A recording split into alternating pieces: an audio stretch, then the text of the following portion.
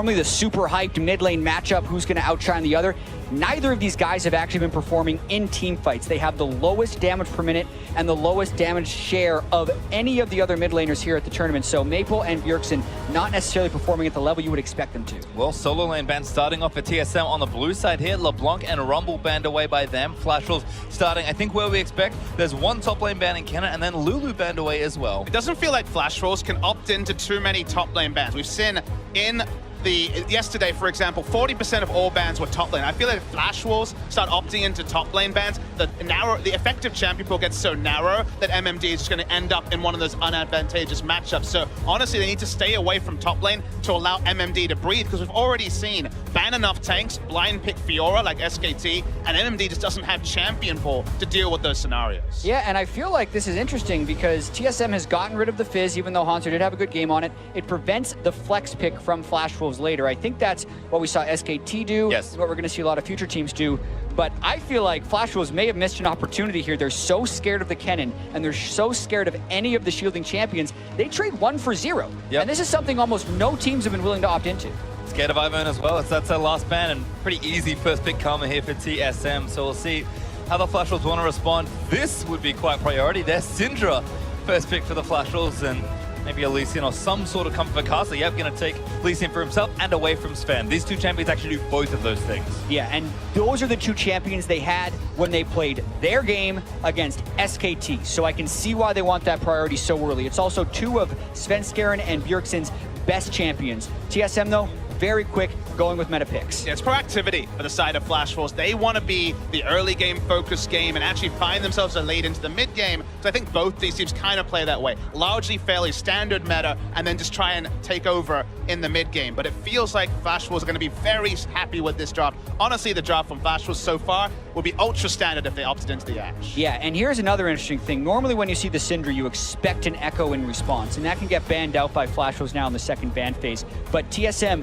needs Turtle, they feel like, on a safer marksman. He's had good games on Caitlyn. He actually had a 0-death game on Caitlyn in which they won. And then as far as junglers are concerned, Svenskeren has looked very poor on junglers not named Lee Sin or Graves this tournament. Well, he's on Graves at least. There's a Renekton ban for Flash Wolves. Kled responded in kind for TSM, so that pool is shrinking real quickly. It feels like Galio, for example, is really shooting up as a priority pick when it comes to just top laners that are available. Gragas and Galio, the two obvious pushing top laners that can be selected, and any more top lane bans, and it may just be one available to Flash Wolves and maybe force someone like Hauntzer onto a carry. Something like a Fiora is looking like it could be very valuable, because we're getting to basically the tank pool, and even then, only really the dregs of the tank pool. Yeah, I mean, I'm a little surprised to see the Gragas ban, unless they're trying to force a Galio ban from TSM because they don't necessarily want to trade tanks against them. But now I'm becoming more and more curious about what MMD would play. At this point, it would be Galio because they didn't ban. Galio and Nautilus, I guess, are the obvious tanks that kind of fit here. Shen has been played a lot this tournament, but going to be not expecting it as much in the spot where it is. And Fiora is a really interesting pick against MMD's effective champion pool, so that's why they're flashing it. And maybe they're just opting into it, because I had the privilege of talking to Huni early in the tournament, and you remember when they played the Galio, they banned Fiora, and this is one of those tricky matchups where we remember Fiora as the tank killer. We still haven't seen it on the Rift, but this is said to be a matchup where Fiora can do some dirty things. I mean, Malzahar was the last ban there for TSM, so still targeting that support pool. I think Haunter might just opt into a tank matchup, because, I mean, look at what he's done. On bruisers like Renekton and Camille before the nerfs, he was looking good. He looked good in a lot of tank matchups as well, and on something like Cannon. But a super hard carry like Fiora just doesn't feel like something Haunter's got practice just yet. So there's going to be Shen, and this could be a flex, a support highlight here for TSM. Yeah, it's absolutely what they're doing. Potentially Flash Wolves could have saw through it as well. That's why they would not ban the Echo for the Syndra matchup. It's another one of these flexes for TSM, and it's a callback to the team composition they played day one against the Gigabyte Marines, where they put a Lulu mid lane and still have the Nami support. A lot of eggs in the Wild Turtle and Svenskeren damage basket, and that did not work out for them before, and with so much on the line in this last day, that's what they're going with again. And again, the pick you scrutinize, I guess the ban you scrutinize, is the Malzahar in the spot where it did. You were talking about, okay, Gragas ban, are they trying to draw out, say, for example, the final ban of the Galio? No, they went for the Malzahar. They noticed that Syndra, Lee Sin, a lot of roaming pressure mid-game picks were being selected. They foresaw a Malzahar, but the end result is that we once again get this Galio versus Shen matchup that will go one way. Galio outpushes and then some Shen, and that lets Karsa... Oh, they didn't go Nami, sorry. I thought they locked in Nami, but they switched it to the Ahri right at the end. So the whole flex pick thing I just said, throw that out the window. I mean, it is a possibility. Bjergsen has got a famous mid lane karma. I'm sorry. When did they not lock in Nami? All right, they switched it right at the end. They tricked me. I think you looked away seeing the Nami and then they flipped it. I got 2 lost in conversation. You're rattled, Jack. Come on, stand by. Totally different story here. Deep breaths. We got this. And think about what we just saw from Faker and his Ahri. And if, despite struggling in a lane matchup, and I think Bjergsen will also struggle versus Syndra, even though it is a very skillful matchup. Yeah. The amount of things Bjergsen can do, the amount of plays he can make is incredible. That's, I think, why Ahri is such a strong mid laner. But that's a lot of pressure on Bjergsen, who's been having kind of an underwhelming tournament for an otherwise international superstar. I mean, the theory of the Ahri is to, again, in a skill matchup, get ahead, and then is a stronger 1-3-1 champion than the Syndra. Try and rotate around the Syndra's inability to hit a side wave as safely as an Ahri. But the theory is there, putting it into practice, and again, a lot of the late game team fight damage needing to come out of Wild Turtle. It's still harkening back to that strategy that TSM struggled with. Yeah, exactly. But the big difference is that Ahri still has side lane presence and can be the second threat, which buys time and doesn't put everything in the Wild Turtle basket. That requires Bjergsen to actually go in and be aggressive and be a distraction, something that I feel like Bjergsen hasn't really done a lot of this tournament. He's done a lot of not being the one to be blamed. He'll sit back in a lot of team fights around full health and not maximize his damage. Oftentimes that's because of the chaos of the game and people getting picked off, but he has to do better for them to make it out of group stage. I mean, the person who I think's really put their body on the line is Svenskeren. And against that brush will certainly be putting his body on the line. This is incredibly dicey. They're hoping to do some type of cheeky steal, and Hansar would have been spotted right there, and they can probably run him down. He's got to be so careful, and he's going back. Yeah, this is the bad time. Now finds MMD, sees 2 more, and now he has to book it. We'll see if he levels something. Does get taunted over by the Galio, exhausted down as well. Haunter still trying to run away. The rest of the team's coming there, but Mabel plants a cute cast against it, and that's first blood leads in. Letting the Lee Sin get the first blood means that jungle item will come early, and the pain can certainly be felt in other lanes. TSM do use this time, the inevitability of Haunter going down, to get some advanced vision.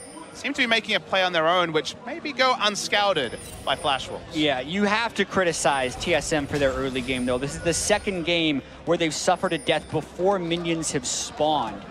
They were trying to make a very aggressive move into that jungle, but you can do that with 5 people, get a ward down, and still have time to make it down to the bottom side, and that would leave them open for wards on the other side, just getting too greedy with their level 1 strats, and again getting punished.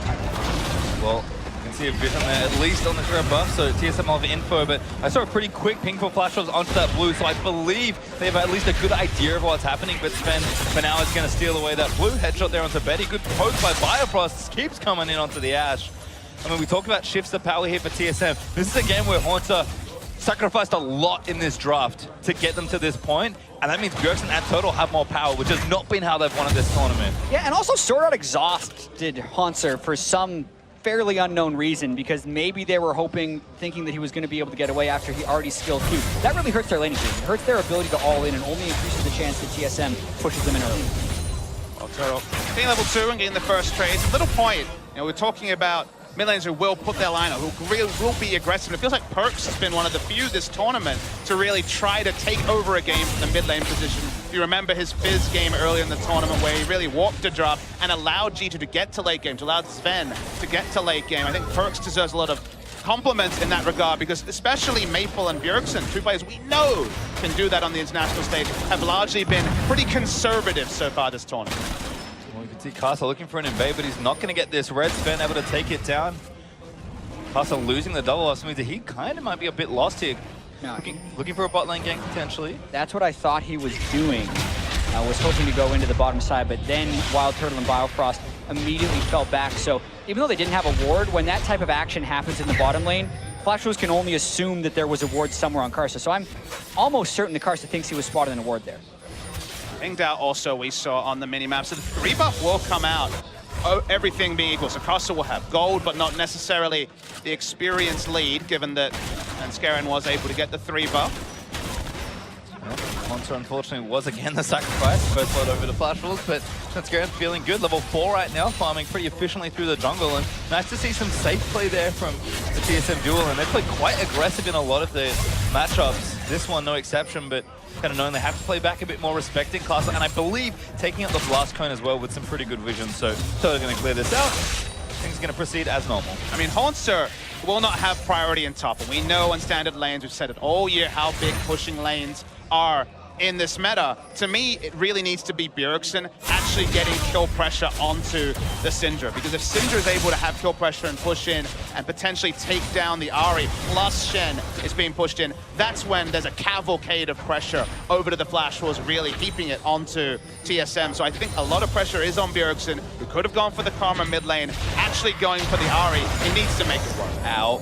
Yeah. Definitely ow, and the timing of the stun as well means Bjergsen misses out on the cannon. I would definitely not say Ahri is a counter pick to Syndra whatsoever, matchup, right? But it is something that can be played into the Syndra, so you're willing to do it. Still going to be a difficult game here for Bjergsen. Back in to take some early losses, I think, but we'll see if Sven can help out. Ahri's got incredible gank assist. And Sven should have the damage to back it up, but right now, Maple pushing the lane in, does have a good CS lead, but Sven continuing to counter jungle. His bottom lane is pushing up. A little dangerous with Maple fading towards the right-hand side, but Sven actually looking pretty good on a lot of these early counter jungle attempts. Yeah, he had pretty good counter jungle timing against SKT, even though they got obliterated later in that game. So for all the times that Svenskeren gets caught out in the jungle for what seems like a really bad invade, he does have some good ones, and he's clearly not dissuaded continuing to go for them. I think his level of play has actually increased as the tournament has gone on as well. His first 2 days, certainly a lot of scrutiny. People were making all sorts of memes and innuendos about Sven being replaced, but I think his last 2 days have been solid. At worst, you know, honestly, he's had some good games himself, whereas like Trick, for example, have been struggling as Bjergsen. Oh, gets cancelled. That's really tough because Maple is looking to hit level 6. It's going to potentially have the cannon minion wave be missed out for Bjergsen, so should have been a little bit farther back before that recall. And then D roam down as well, because again, we expect Gallia to be pushing in that lane pretty much 24/7. Virgo playing it safe, double Dorans, and now a Negatron cloak, so respecting the threat of Maple and MD or Caster coming in, and now Sven snuck down to the bottom lane, but a nice ward from Flash Wolves does spot him. Low percentage gank as well, given that there is no real assist, barring a W from Biofrost on that Karma. Back to Korean. Caster uses the time to clear away Raptors as well and try to catch up on some of that experience that was lost on the 3 buff. Yeah, Maple definitely asserting his will in that mid lane as the Syndra. Getting that extra wave with the recall interrupt, helping his case there.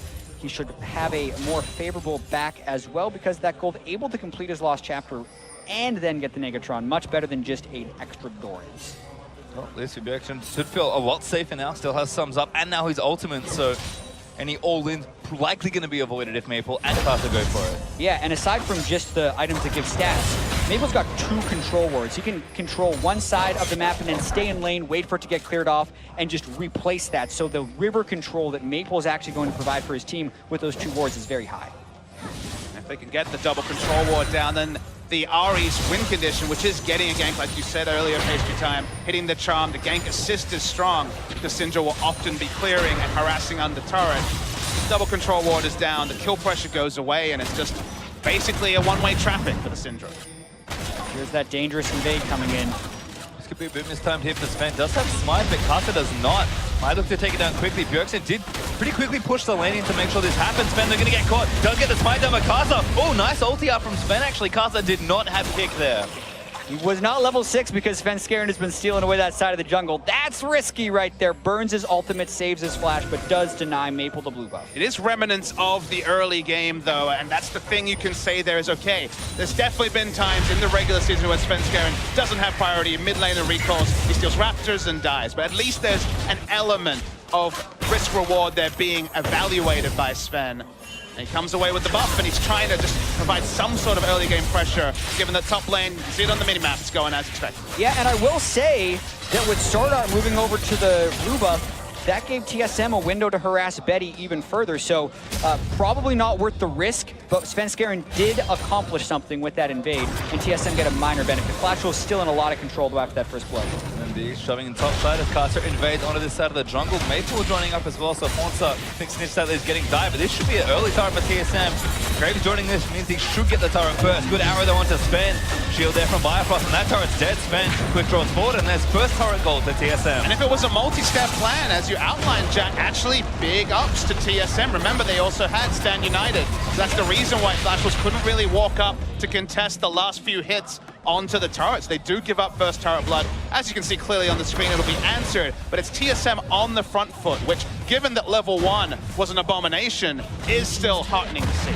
Absolutely. Now the question for Flashwolves is going to be, can they do anything with this top lane priority they have acquired? MMD has had the shove on Haunter for most of the early game, hasn't made successful roam plays, and now the map is open for him. He can leave for much longer after shoving in the wave because it takes much longer for the minion waves to crash into the second-tier turret. And it does feel like Flashwolves can kind of echo how SKT played the first match of this tournament with their Galio draft, because they do have 3 ranged auto attackers to play one side of the map and Galio to wave clear on the other side. So if they can force any of these mismatches on side waves trading turrets, they should very clearly trade up, and all TSM can hope for is turret dives with the Stand United, because obviously the wave clear mismatch between Shen and Galio that we talked about so much already today is inherent. Well, great little blue steal there by Flashwolves regardless.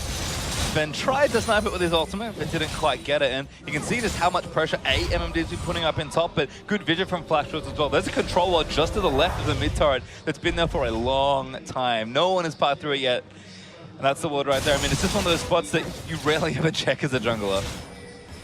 Yeah, that and the ward right behind the red buff are some of the best spots. TSM, though, turning for Drake on top of the ward, but Flashwolves is all in recall pattern, so it should be going over to TSM. Again, smartly playing the map here for TSM, kind of using their strength where they find it. Also keeping pretty even in CS as well, so that's going well at least as far as the Shen goes. I mean, maybe didn't expect to win bottom lane this hard, but Turtle was up 20 CS at one point. It's kind of dipped back down to 10 or 15, but Bjergsen playing safe when he needs to. Now as a Hextech and an extra Ruby Crystal, looks like Proto Belt next, and Turtle laying in the Betty Ace in the hole, going to chunk that health all the way down again. The thing I take away from this tournament, specifically the last couple of days, is that once again, just like last year's Worlds, TSM are a very well-drilled team. It feels like they very often know what to do when they're in standard situations. When they're 5-6 kills down, sure, the cavalcade will come through. But when it comes to, okay, I see 2 people recalling, I know where there's pressure, I'm going to take a Drake. Those sort of plays from TSM, the 1, 2, 3 plays, have been very clean. Yeah, and the struggle now for them is their lack of vision. They just ran through the river mostly blind. They're trying to get some vision down and get the control wards out. And if you're talking about what to do in this drill, they just win bottom lane with Caitlyn kill the turret. You want to move that up towards the mid lane or the top lane and push. The struggle is Syndra and Galio have such amazing wave clear that it's very hard to transition up and actually get anything done. And given that Galio has pushed in so far, you also have the heroic entrance kind of being the headache as well, because when you try to play the mid lane, it is actually a lane close to the Galio. It's very much in range of just a small roam. But they're going to pick up the Glimpse of the Void as well, and maybe it goes on to the Lee Sin. I'm actually unsure who you give it to here, just because Galio does so much of his work from range. I think the general choice of being Galio, because it's real tough. Sure. This guy's sticking in his side lane, he can roam away. Seen a lot of Galios pick this one up here. And it is funny to see how many Rift Heralds have been picked up here at MSI. But I mean, MMD was already having a good time in this matchup. The CS being even is about all Haunter could have asked for. And let's not forget, this tournament is kind of a love letter to the current Glimpse of the Void, because the big changes on the PB and live now on the patch means it's going to be different mechanics when it comes to next season. So enjoy it while it's here, folks. This is the last hurrah of the Glimpse of the Void.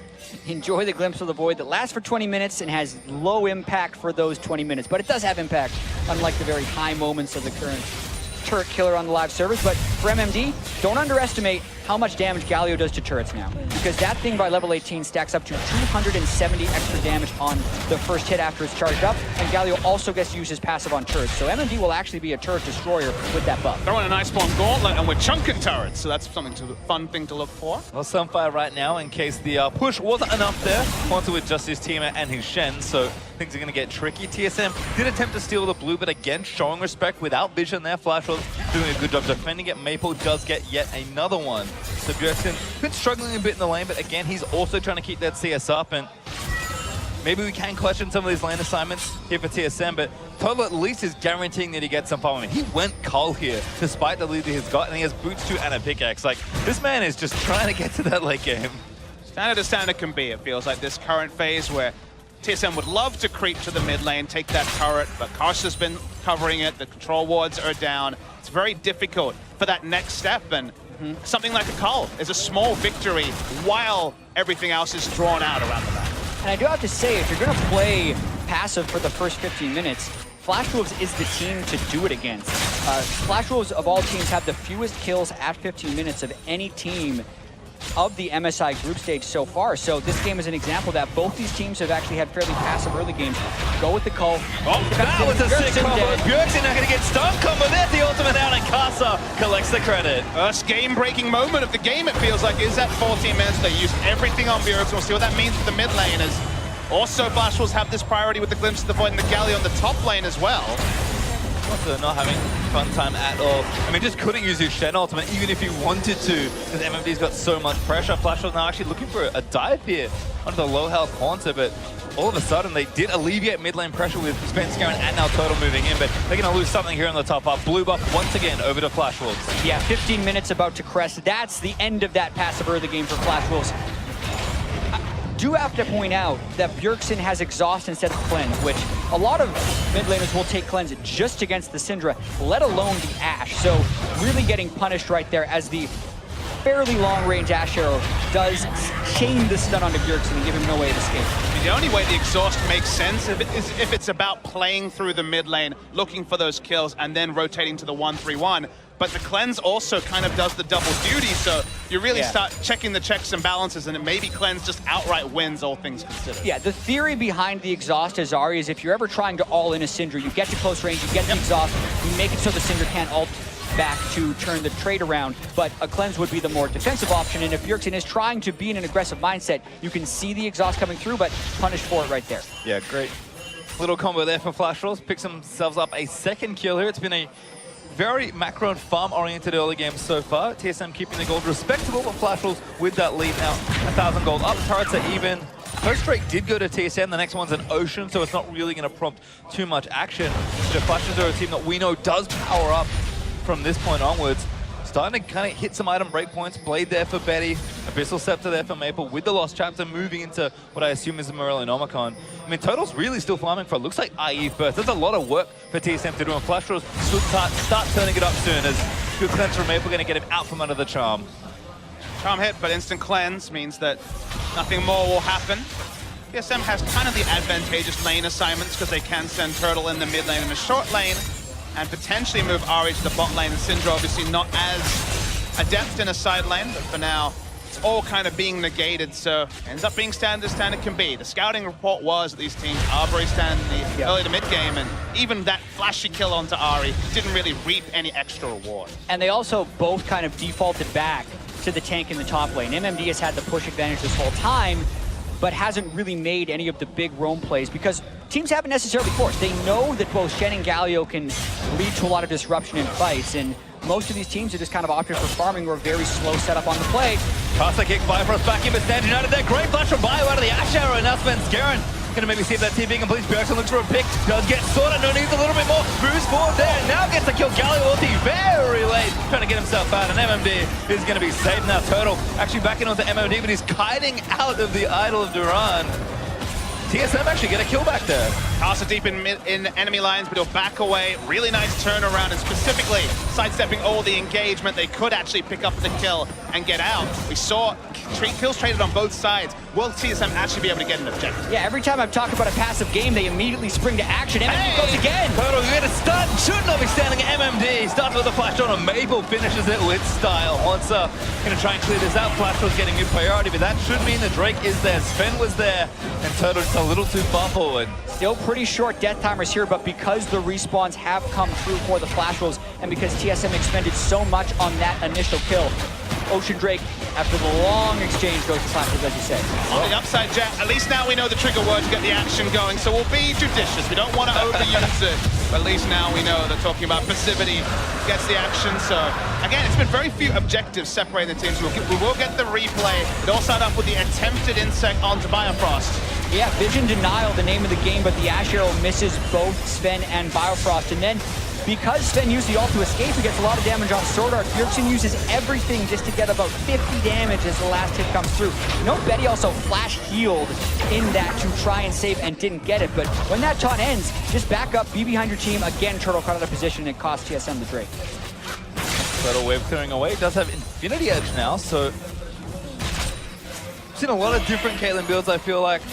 Seen a lot of Phantom Dance this tournament. Definitely a Zeal Adam be next, but I think PD versus Hurricane's an interesting one. Kind of curious on your thoughts here. I actually don't mind the Infinity Edge just because it can kind of turn it into a pseudo pick comp where an Ahri charm hits, and if you get an Infinity Edge crit, you can actually burst down one member.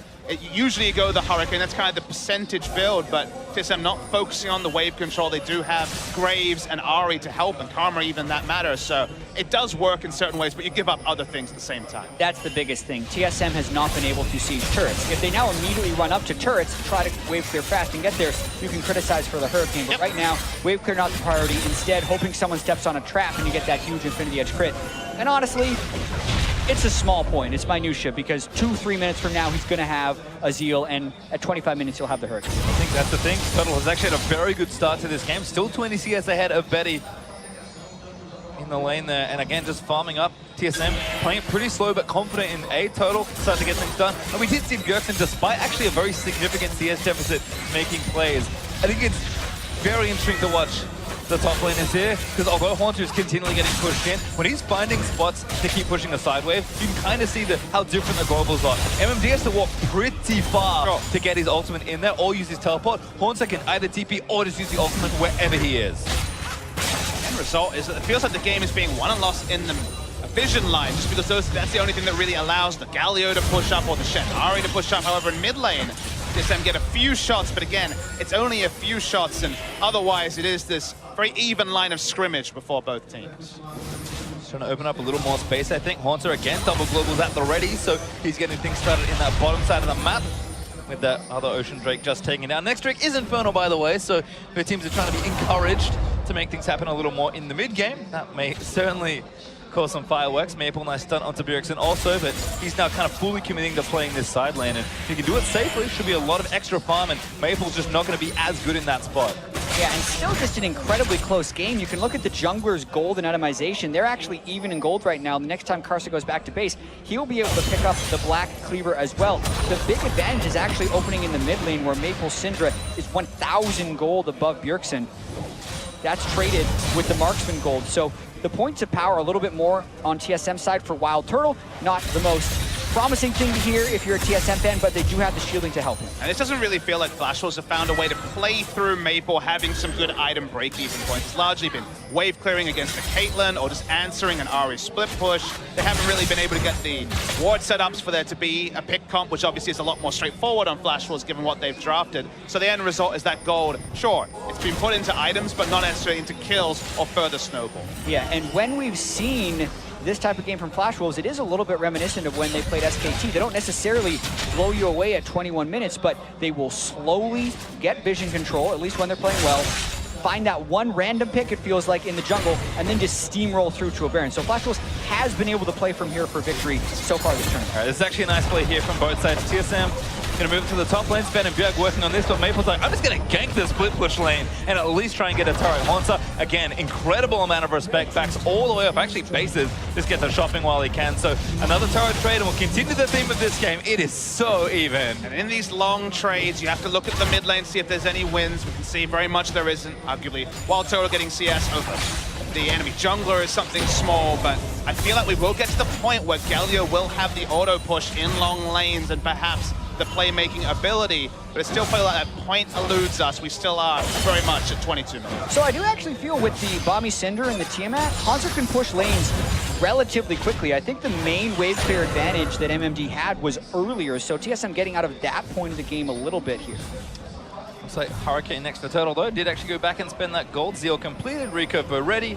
Not going to be able to quite insta-push this mid lane, but he's back in his little fortress right now. He's got two pink cords on the other side, plenty of neutral vision in the river there. And again, if the plan is to kind of play through 12, at least moving into that mid and late game and be confident in their team fighting, everything's going to plan for TSM, but Flash Wolves are happy to play this as well. Yeah, and Flash Wolves has that minor advantage as far as item completion points. They have two major items on their top lane, Tank, Sunfire, Iceborne Gauntlet. That is really going to hurt TSM's chances if they fight a Drake, because Turtle and Svenskeren haven't even completed 2 items apiece yet.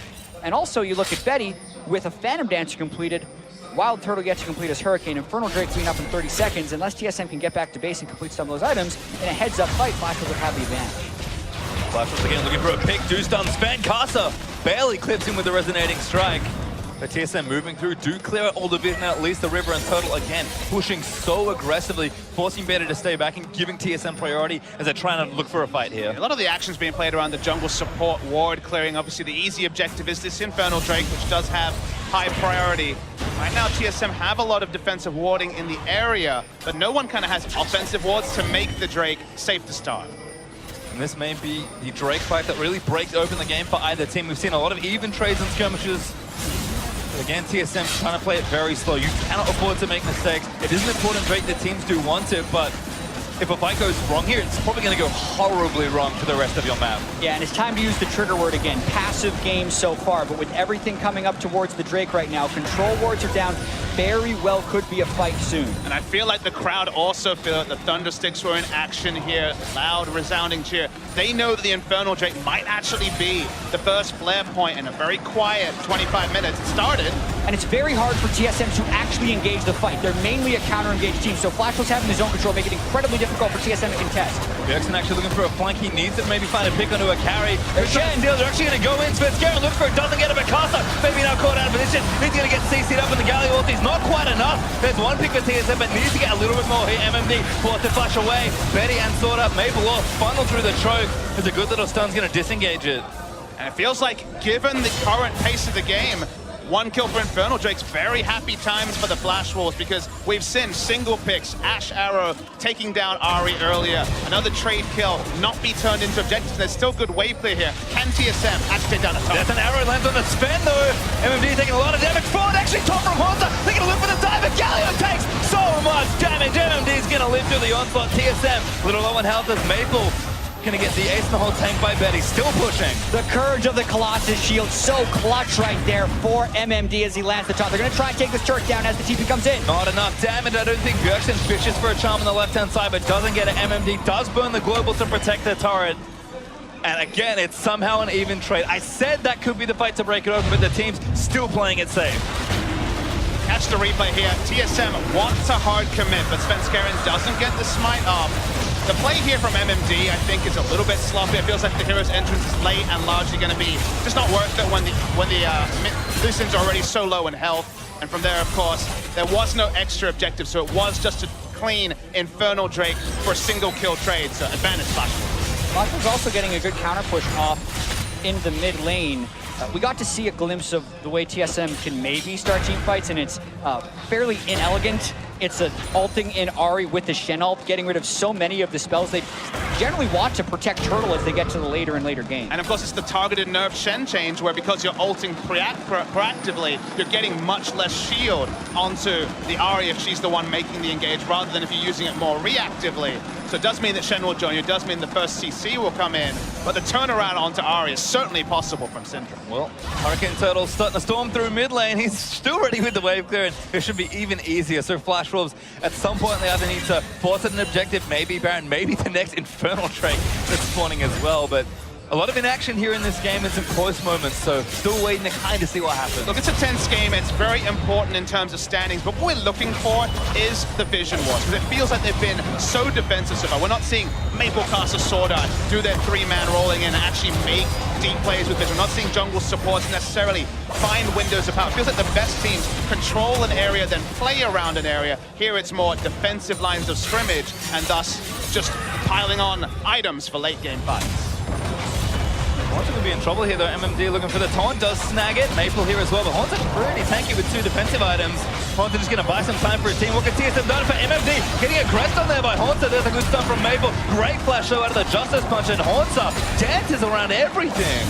Yeah, being able to get the Syndra ult out for the expense of his flash shows how that split push does alter a little bit. Grasp for Haunter versus Courage for MMD. The extended trades, Haunter actually does drain tank a little bit if they're fighting for a long time. What I'm looking at is what is happening with the other 4 members, because no one's coming down to help Haunter, and yet they're not getting a ward advantage. Karma decided to go for a recall, maybe it was out of wards, I wasn't able to tell. TSM is not trading up in other areas of the map where they have a man advantage. Ton of Baron Vision is about all they got. They might look for a play here though. Chang gonna miss for Bjergsen. Looking for Maple. Karthik gets Bjergsen back in. Dancing over. There's the action arrow. Was off and scared. Trying to find out. It's the massive answer. Finally makes it in, and there's a Galley ulti for MMD to join the rest of his team. TSM needs to play this carefully as MMD eats a trap.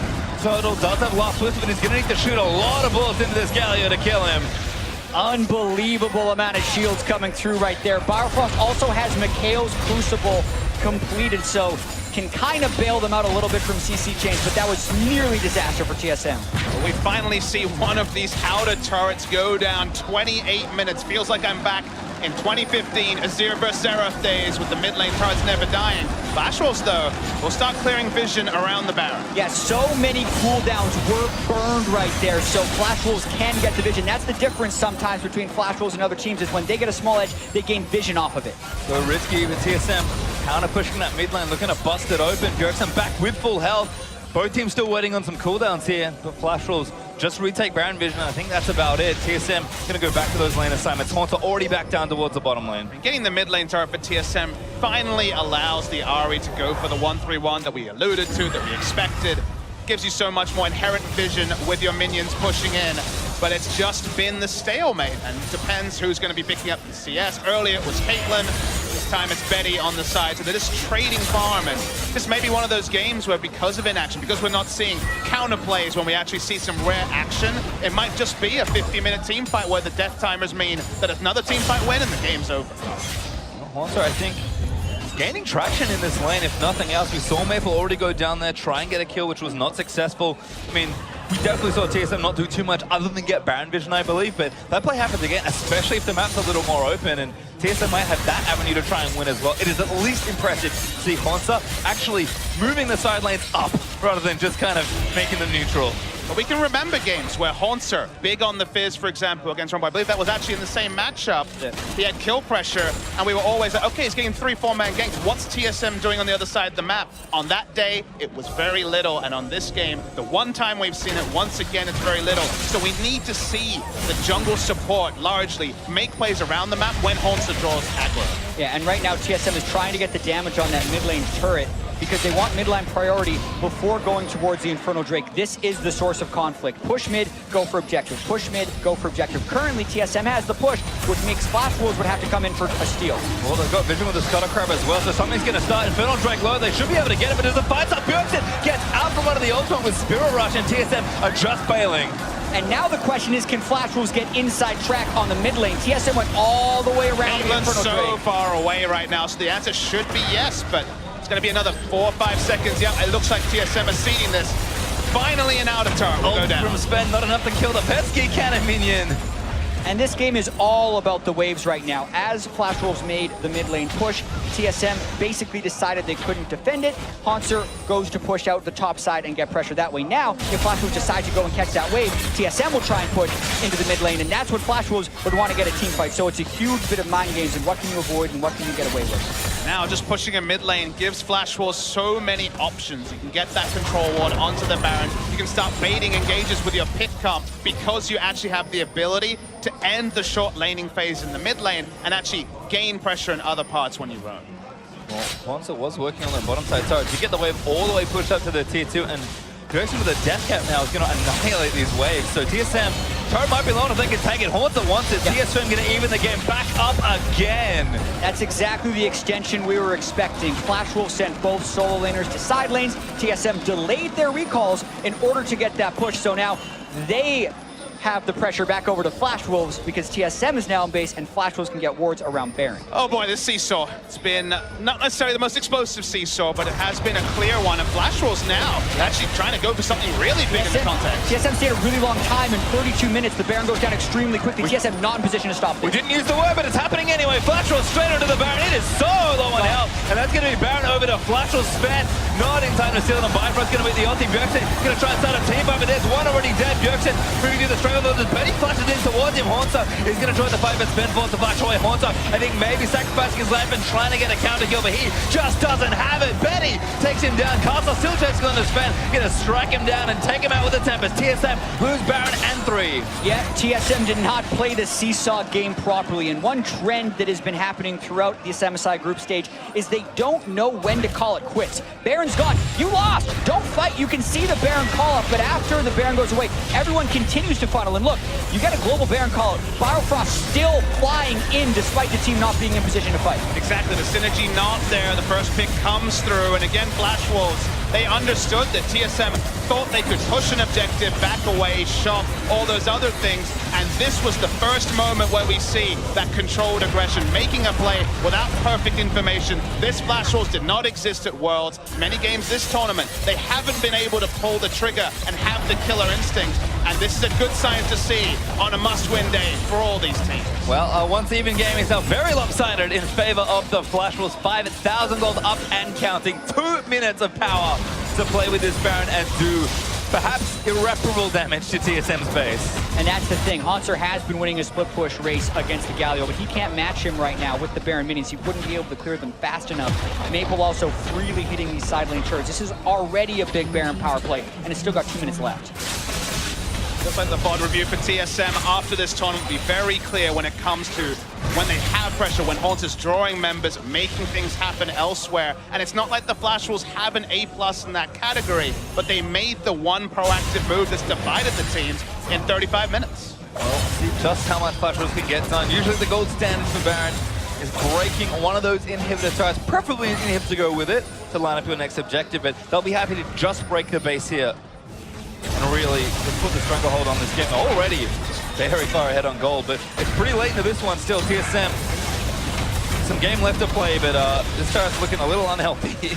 And what Flash Wolves want here is for Karsa, Maple, or Betty to find the right target. Because of the Mikhails, it's difficult to just do it off an Ash Arrow, which is why they either need to chain stuns into a priority target or have Karsa go in and make a kickback. If they do that, they potentially win off that play. Bjergsen goes in. We're going to make a really big play there. Actually now goes back into the Betty. He's going to find that kill. Now Maple wants to flash out of the way. Good kick from Karsa into the grasping roots, but the ace in the hole. Trunks one down. Turtle flashing in for Sword, and he's going to get it with 2 crits to the back. Sometimes the Hail Mary is exactly what you need in TSM. The second time this game, put the shield on Bjergsen. He'll make a play, and he did it. And that's the danger as Flash Wolves when you are trying to really punish with that Baron and get Baron empowered minions in every wave. If you aren't ready to disengage a hard commit from one team, then you're going to pay the price, and TSM force it very quickly right there.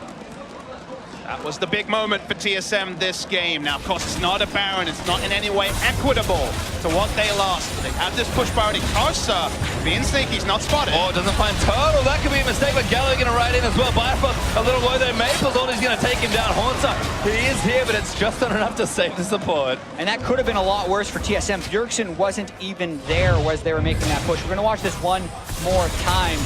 Bjergsen doesn't get the charm, but Betty still has no flash, so very few ways for him to escape. Bjergsen ulting right into melee range, so Haunter can guarantee the top. And look, he was the one who demanded the Ahri. It could have been Karma mid, could have just been the Nami drop, but he took the Ahri to make plays like that. In the replay, is it elegant? Not necessarily, but just the aggression in a game of passivity caught Flash Wolves off guard and brought some breathing room for TSM. Yeah, and track these flashes, because Turtle flashed forward for 1 kill on a support without being able to take a map objective afterwards. Much like when TSM pushed forward to get that mid lane turret and then took very late recalls to give up Baron, that could have huge consequences down the road, because we're about to see Elder Drake come up. And TSM, while they have the extra Zeal completed for Wild Turtle, he doesn't have flash. Maple, Betty, Karsa, any of these guys have a higher chance of punishing Wild Turtle now with no flash. Now, we complimented the 1-2-3 plays from TSM in a macro case, but in a position like that, where clearly the call was, we're going in, or we have to go in, we have to engage now,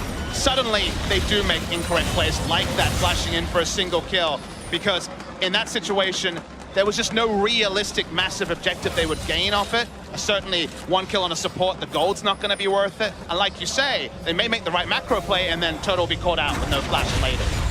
Still a pretty big Baron power play for Flash Wolves. I think close to 5,500 gold. Flash Wolves straight in control of the right-hand side of the snap onto that Elder Dragon. Haunter not even splitting right now, so looks like top wave is going to cause some additional problems as well for TSM. I mean, Haunter, I think he feels like he has to be here for his team, because they know if we're going to win, I think we just have to go for it. Exactly, and TSM know what they have to do. They know how hard it is to control Elder Drake. And Flash Wolves are good as well. They know that both TSM carries are without Flash, so they're just looking for a pick on anyone. They catch someone, the game is effectively over.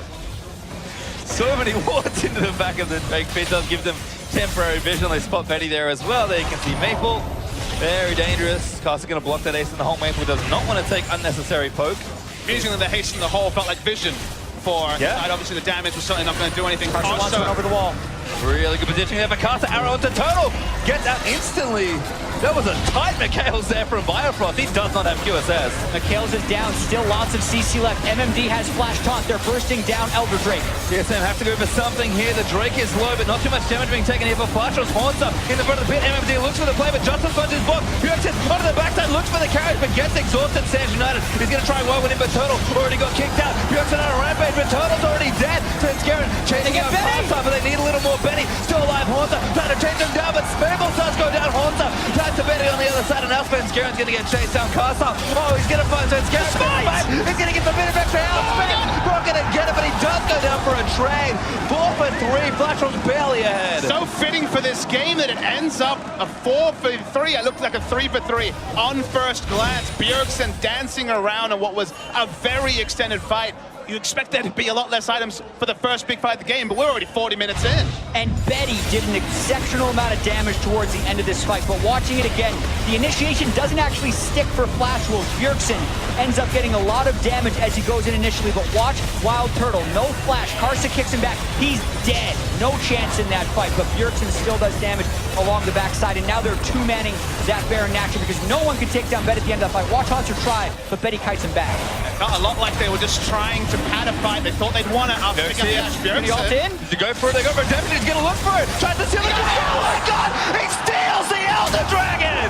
Team SoloMid gets it through their mid laner. He does it in big style. Bjergsen this game strapped his team on his back on the Ahri, going for those big Shannon plays, and my goodness, he did it again. And that's just one of those moments. Flash Wolves have two people that can take down the Elder Drake. Neither of them have sweepers. Neither of them have smite. Biofrost throws in the redemption. Bjergsen gets it with the steal and can ult right back out. But it's hard to criticize Flash Wolves when a play around Baron was made in a similar tenure and got them a big lead. This time, they feel like they're caught with their pants down. These are the trades you make when you try to make an educated game, play the game on the razor's edge, and credit to Bjergsen, he made it work. And track the cooldowns. Flashes back up for the TSM carries, not up for Betty. So this time, if Haunter can get a taunt, Betty can go down very early. So the tides have shifted, especially with the Elder Drake buff. I mean, Haunter especially, he was already getting a lot of work done in a side lane. Everybody's going to struggle to fight him for the next few minutes as TSM positioning for this Baron. A ton of wards just hanging out through the left side of that pit. And Haunter's getting real pressure now. I like the itemization from MMD going for the Night Spell. I feel like it's been underbought this tournament when we've actually had a relatively large amount of tank top laners, so no GA for MMD. But, you know, if he dies through all this armor, then certainly the GA is not going to be a big factor. So we'll see if Betty having a little bit of damage reduction will at least be something. Yeah, 432 armor for MMD right now, and it's not Bjergsen who's hitting him, so only the damage dealers that are getting to him are physical. They're rushing this Baron down. It gets warded. No control ward on the Baron there from TSM, so you would have to imagine they were only starting it to turn.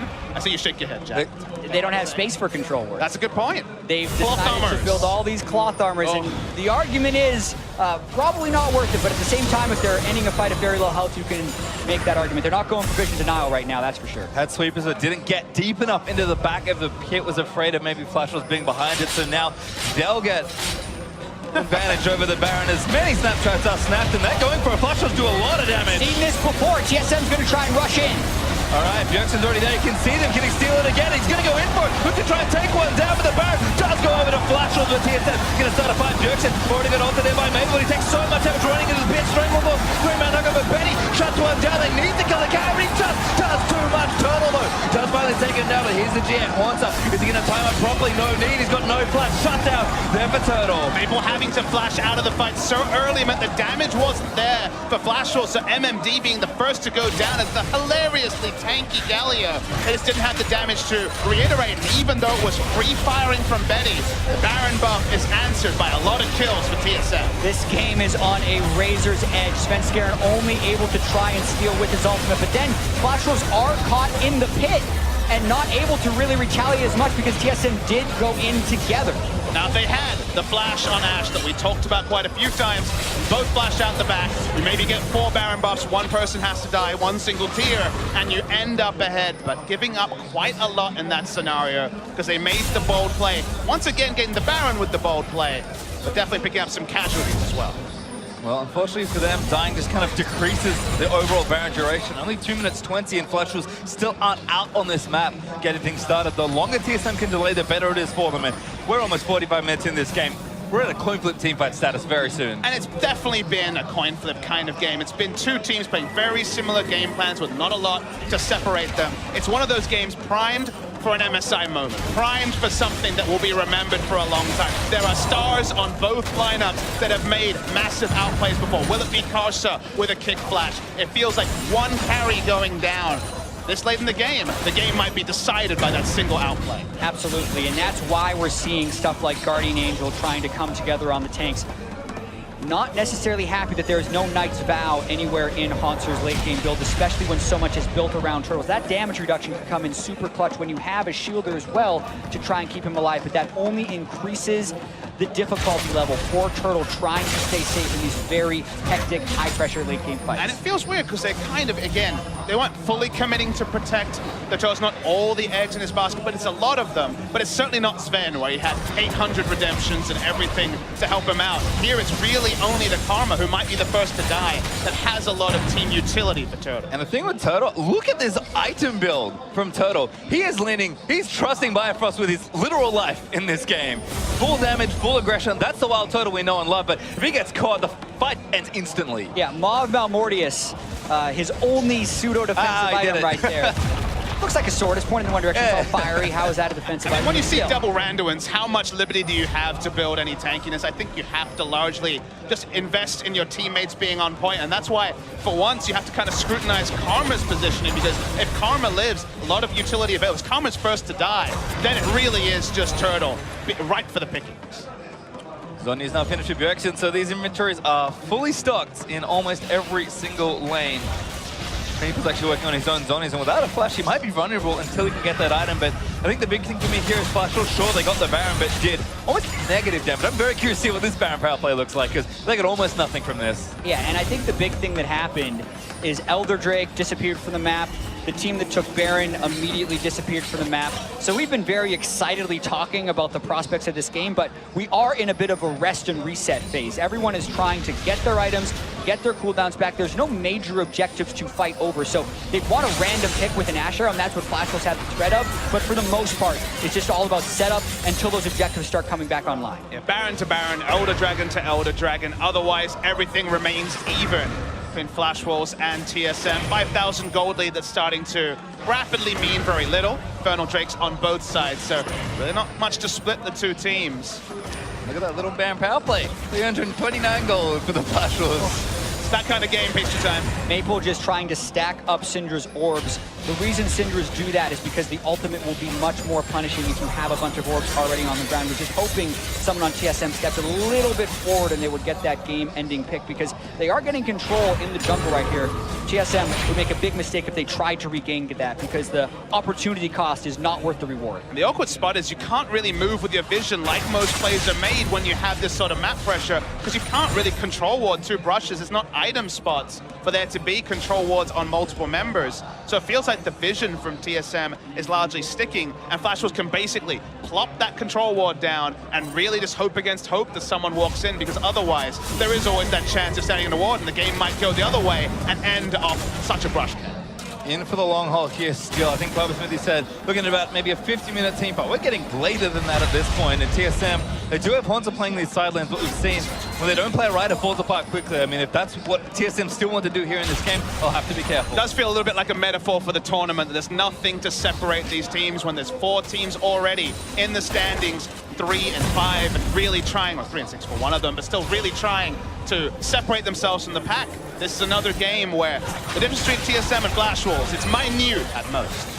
Yeah, the 5,000 to 6,000 gold lead means nothing. You can see actually maxed items on the first 4 members on the TSM side, and just the chain vest for Karsa would need to be completed for him to reach max items as well. And at that point, it's just the supports who have kept spots for control wards. Incredibly late game right now. I mean, the smallest advantage you can say is that at least TSM have a true global, whereas the Galio does not. So having a true global in a game like this, where it's not vision, where you're not likely to be collapsed on, can actually be a factor. So where Galio can go in this game, because the channel time on teleport is too long when the game might be decided on a single pick, is actually a little bit limited compared to where Haunter can go. Well, looks like we're back at it again with the Baron. 50 seconds until it spawns again. TSM first to the area to get some vision down. Elder Dragon's also respawning, which is a pretty rare sight. And a minute 25 for that one. Turtle pokes. Castle blocks it with the Banshees. Yeah, and right now, the value of your sweeper is so high. Notice how Bjergsen switched over to a third sweeper. So TSM is making a bet here that the blue ward would be less effective than being able to sweep. So that means they have to get position early. If they give out condition, they don't have a way of getting it back. From Lanscott to get shot. There's actually a lot of damage already. Does Flash and Sleep got away, but now Bjergsen moving forward, trying to find another pick. This could mean TSM onto Baron if it's not with It takes so much damage. She gets down already. Scared. Isolating Sorta on the right. Redemption gonna reset. Everybody's dead. TSM in a 5v4 now. Single charm onto Karsa won the pressure game for TSM. They could turn onto Baron very confidently. Karsa's recalled. TSM for now, though, aren't forcing anything. Yeah, that's when TSM had to make the pick, though, because they had no way of getting vision back if they concede that territory. The vision denial for now pays off, but they don't make a play right off it. They had a window. Karsa was super low, and they'd had the kill, but they decide to play it safe. Getting a pick like that at 48 minutes and not getting anything. Of course, no space in inventories for wards, but not even pushing up with the Sightstone to get wards down is unbelievable, honestly. Hugely disappointing. They go catch wave in the bottom lane. They go back up. Still 30 seconds with MMD, but Karsa, Banshees veil up. Going to be trying to look for a steal, and the controller's not deep enough. It doesn't see the ward. No sweepers out, so we could be in 50-50 territory. Karsa gonna line it up. There's the first Q. No flash for Karsa. He needs to do this. So TSM wait it out, very patient here. The tournament could be decided on this. Bergson looking for this as well. Haunter actually done a block it out. It's the top 13. Oh no! Maple stole the Baron! Svenskeren just didn't use the smite.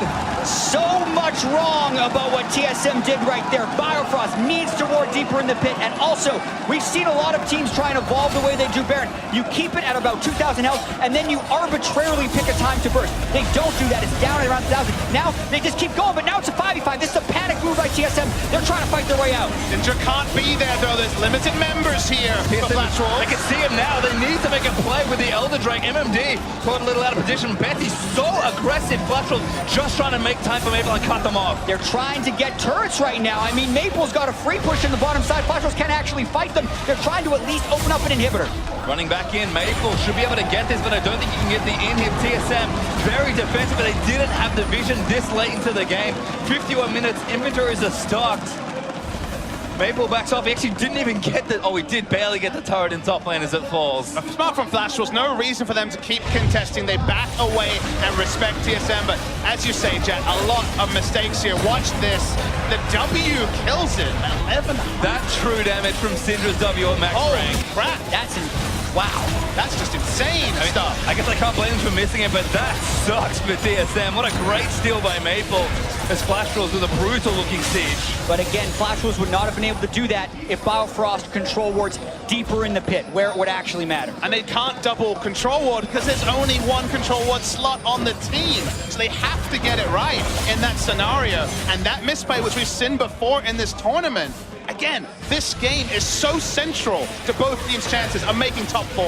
And now it's all about trying to get an initiation on to Flash Wolves. Big play, Bjergsen taking damage, but he's done this through. Haunter going to redrum with MMD with a defensive ultimate. Actually taking a lot of damage. Flash Wolves to Maple, goes down to Haunter. TSM gonna fight their way out of the Baron down. Flash Wolves ready. Ace in the hole, does get the kill. Carries down for Flash Wolves. MMD on the Haunter, but he's dead. 5v2 for a long time. When you allow a game to go this late, maybe this will just decide it. TSM is going to shove down mid. They still have Elder Dragon buff. They have to escort their minion wave to get rid of the backdoor bonus. Hanzo kills before this gets Karsa alive. Charmed up by Bjergsen. He's going to buy all the time TSM needs. If Bjergsen trying to stop Carter from proxying waves. They're ushering in this minion wave. 40 seconds on Maple. He's the closest. I think TSM's done it. Fluster's patience might cost them here. They didn't get any in here, so they never had access to the pushing. Honsa now going to take it up. One Nexus turret under fire. 30 seconds or more on everyone else at Flash Rules. There's one. TSM. We're going to turn the trigger again. Bjergsen finishes the ace, and TSM will keep their dreams alive. A 50-minute game. Take down Flash Rules.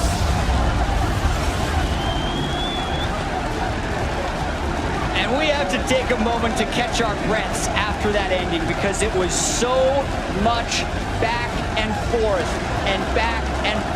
the entire game. And it's a sort of situation now where in the end TSM make the larger errors, but because we're at 52 minutes, they make the picks, they get the kills, they end the game. And you might say, okay, what does this mean for these two teams going forward? It's about getting top 4, and then you actually have the latitude of 4 days to watch VODs and actually make it through the bracket stage and not 4 days to watch VODs while you're back home. Yeah, I would say TSM had the macro plays wrong, but the team fights right. Agreed. Every time they needed to get the Shen-Ari combo to start a fight, they were able to, and that was what decided it in the end. And we came back